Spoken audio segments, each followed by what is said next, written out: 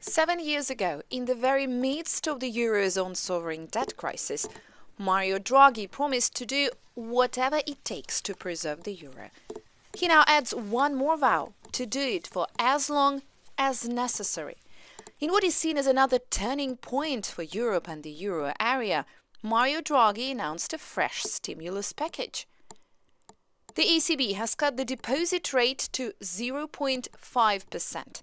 That means that banks will be forced to pay leaving bank deposits overnight with the ECB.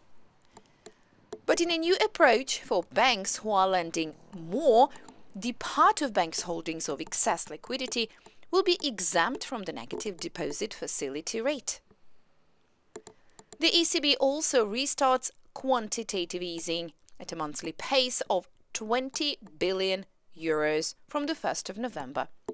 All these measures are supposed to stimulate inflation, which is far from the ECB target of close but below 2%, and ultimately support growth, which is now set to slow down to just 1.1% this year and 1.2% next year. This is lower than the ECB's forecast just 2 months ago at the June meeting. These risks mainly pertain to the prolonged presence of uncertainties related to geopolitical factors, the rising threat of protectionism, and vulnerabilities in emerging markets.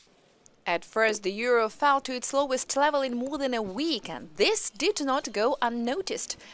US President Donald Trump tweeted saying the ECB is trying and succeeding in depreciating the euro against the very strong dollar, hurting US exports, and the Fed sits and sits and sits. Mario Draghi rejected it. We stick with the G20 consensus, namely that we will never pursue competitive devaluation. So we expect that all the G20 members would underwrite the same consensus.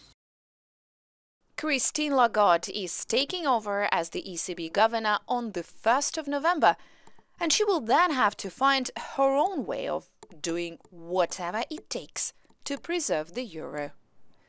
Sasha Vakulina, Euronews.